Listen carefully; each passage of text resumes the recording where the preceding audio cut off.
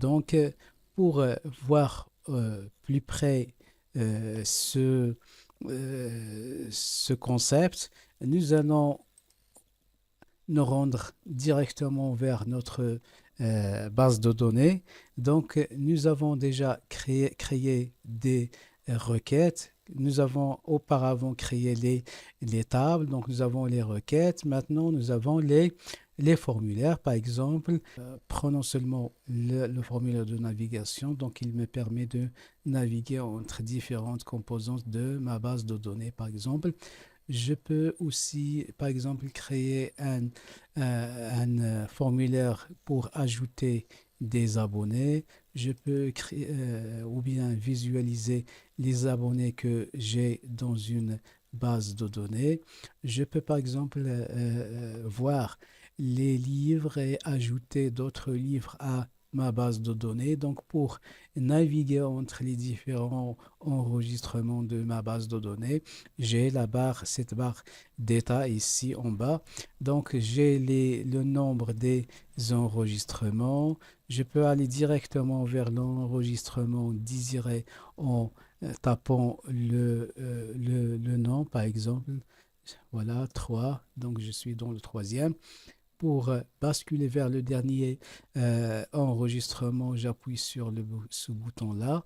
Pour créer ou ajouter un nouvel enregistrement, je peux aller sur ce bouton-là avec l'astéristique. Donc là, j'ai un enregistrement vide où je peux ajouter d'autres enregistrements. Je, je peux par exemple ajouter des boutons de navigation dans ma base de données. Par exemple, ici, ce sont des boutons qui déclenchent des commandes, aller de l'avant, retourner en arrière. Je peux faire une recherche, par exemple, rechercher un enregistrement.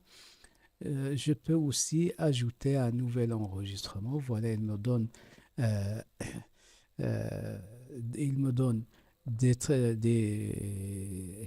champs, disons, de texte vides. Dans notre leçon aussi, nous allons voir quelques fonctionnalités, d'autres, par exemple, comme les menus déroulants, etc. Donc, commençons d'abord par la création d'un formulaire. Donc, je vais sélectionner tout et supprimer comme ça. Voilà, donc j'ai plus de formulaire. Donc pour créer un formulaire, il faut aller dans l'onglet Créer. Et ici, j'ai plusieurs méthodes pour créer un formulaire.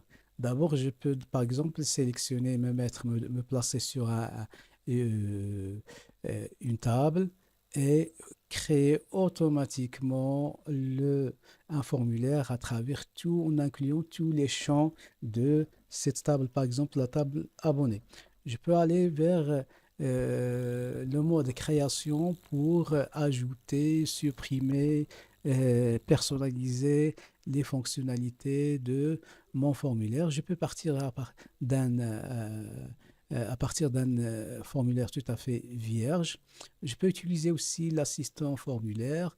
Nous pouvons aussi créer des formulaires de navigation comme celui que nous avons vu avec plusieurs dispositions et plusieurs mises en page. Nous pouvons aussi ajouter des formulaires où il y a plusieurs éléments. Par exemple, vous pouvez inclure dans le même formulaire des requêtes et des tables, plusieurs tables. Nous pouvons créer un formulaire sous forme de feuille qui ressemble à une feuille de Excel. Nous pouvons aussi faire un formulaire double affichage où il y a les menus et en bas, vous trouverez un tableau comme celui d'Excel. Vous pouvez aussi créer ce qu'on appelle une boîte de dialogue modale pour communiquer avec votre base de données à travers des macros, bien avec des modules que vous ajoutez en langage Visual Basic.